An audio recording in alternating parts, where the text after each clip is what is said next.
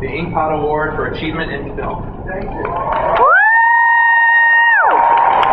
Thank you. Well, listen, thank you, because I wouldn't be here without you. I wouldn't be standing here getting this without you supporting these movies and supporting what we do, and, you know, staying kids, no matter what your age, you're kids, and you'll be kids the rest of your lives. I feel the same way. I've been a child all my life. You ask my wife, you know, I'm not ready to grow up. If I start growing up, that's when I'll stop making movies, which I don't intend to do. But really, thank you so much. You know, we all love the same source material that has brought all of us here. And the source material has always been the collective imaginations of so many brilliant artists and storytellers that have just given us our waking hours, our dream state hours, so much material to live by. And I just feel very lucky that I can be a part of you. I feel like I should be out there in the audience with you and not standing up here. Because we're all in the same world together, and let's keep working together. Thank you for this. Thank you so much.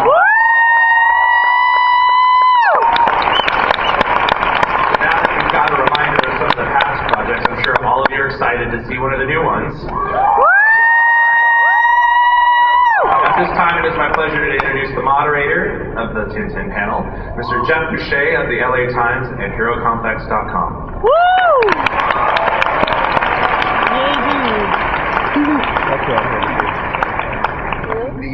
From Tintin. Okay.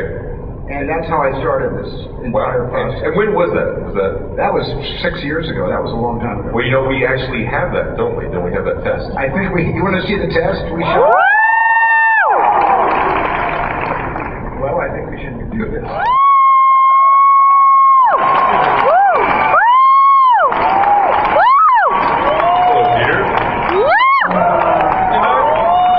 You know what? Steven Spielberg pirated that test because that was supposed to be destroyed 6 years ago. Dear, oh dear. It was when Steven saw that plonker on screen that he decided this film could never be live action. Ladies and gentlemen, Peter Jackson, obviously. Welcome to San Diego. We know you have your hands full in New Zealand. It's wonderful to see you here. It probably speaks to how excited you are about this collaboration. Tell us a little bit about working with Steven on this. That must have been very exciting for you. Oh, well, obviously working with Steven's been pretty amazing. You know, I think he shows real promise. And, if he decides to stick with filmmaking, I think he could really go places. No, it's been absolutely fantastic. You know, the weird thing is that because Steven got the rights to Tintin back in 1983. I mean, I was a young filmmaker. I was actually halfway through making Bad Taste back then. And so I read magazines, you know, read stories about Steven and hear about him making Tintin. So I was a huge Tintin fan. I, you know, read the books, collected the books since I was 5 or 6 years old. And I was looking forward to Steven's Tintin movie. And I was kind of looking forward to it for a quarter of a century. and you know, you can't imagine the mind-blowing moment when Steven invited me on board. You know, very difficult decision, had to think about it for 2-3 seconds. But it's been an absolute joy. Absolute pleasure.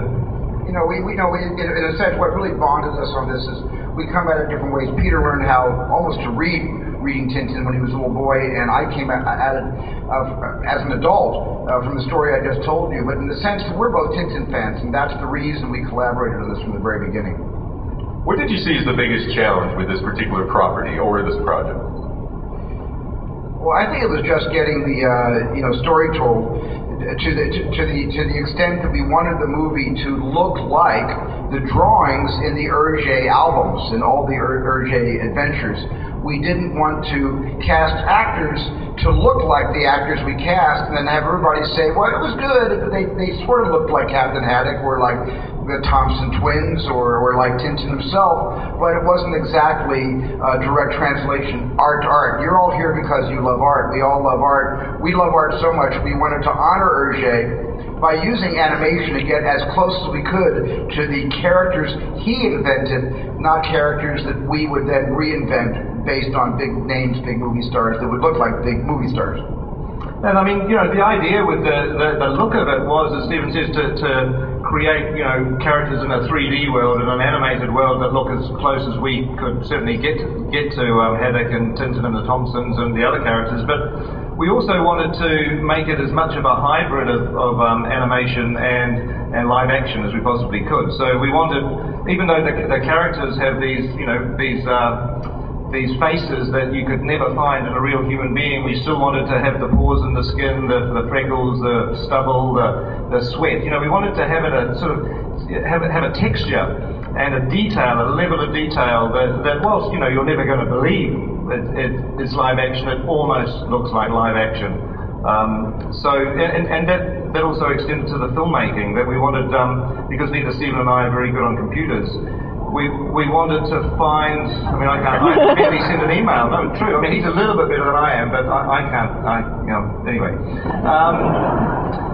We wanted to create a version of animation and motion capture that allowed the filmmaker, allowed Stephen to step inside this sort of virtual world that we created with the characters, with the locations and the sets, which were all built over a 2 or 3 year period ahead of the actual shoot. But Stephen could shoot the movie. There's a lot talked about animation, motion capture, but this is like a hybrid where Stephen had a virtual camera and was able to step in and film it almost as if it's a live action film. And just as a fan of Stephen's work, one of the things about Tintin that I'm always excited about whenever I see the movie in its different stages is that it's a film that Stephen personally shot.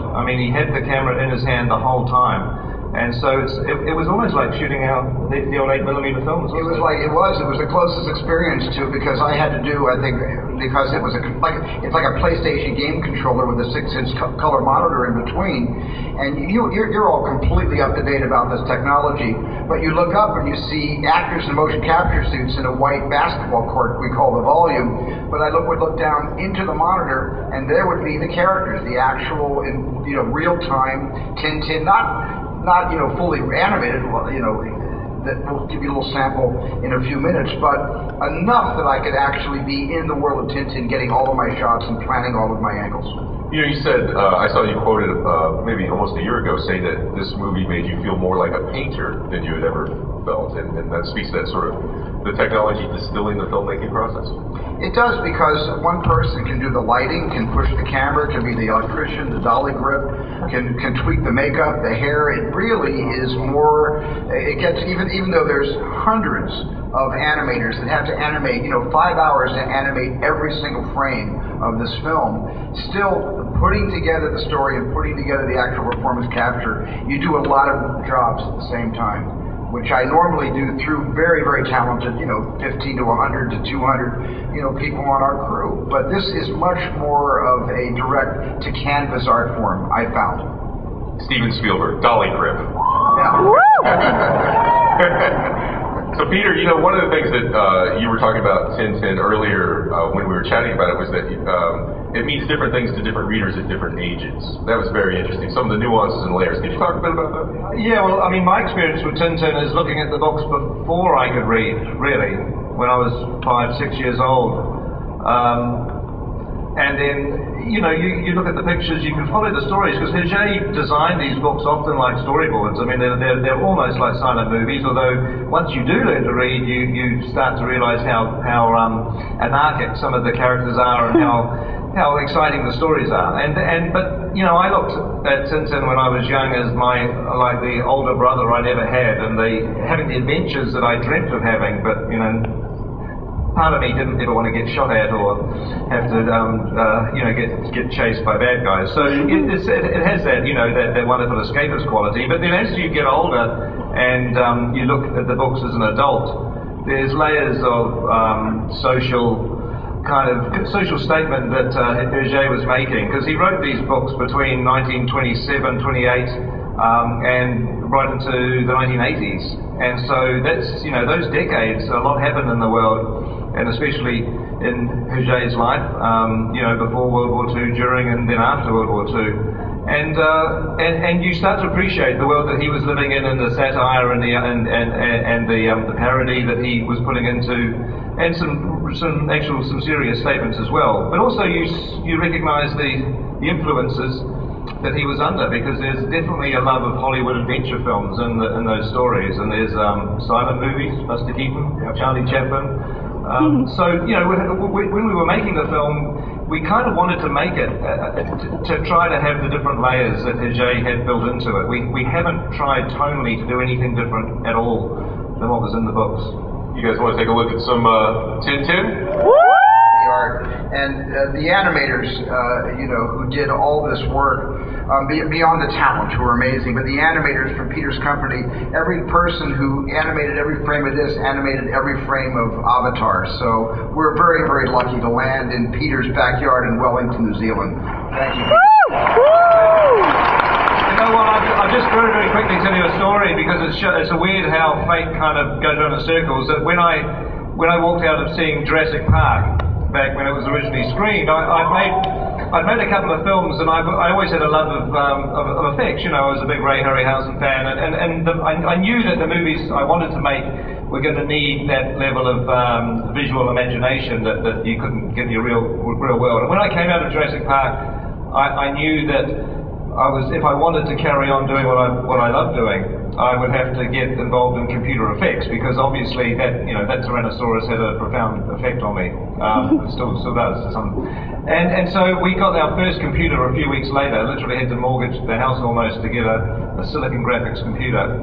And we did a film called Heavenly Creatures, which had 30 or 40 shots. And then we went on and did a couple more films. The next one we got 50 or 60 computers. Obviously Lord of the Rings, 500 or 600 computers, and eventually having done Avatar, I think we're to digital now have about 2,000 computers. But the really weird thing is that that's the company and the talent that's doing Tintin now for Steven. And if it hadn't been for Jurassic Park, it wouldn't exist. So it's just, I always think that fate's an incredible thing, the way that it ultimately works out. And by the way, since we thanked Steven for Raiders, Peter, Lord of the Rings.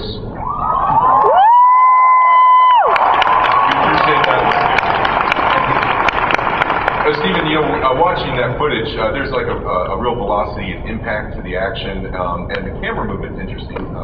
Talk a little bit about that. I mean, you made choices. You filmed it like a live action. Yeah, I filmed like a live action movie. There's a lot of handheld. There's a lot of what looks like Steadicam.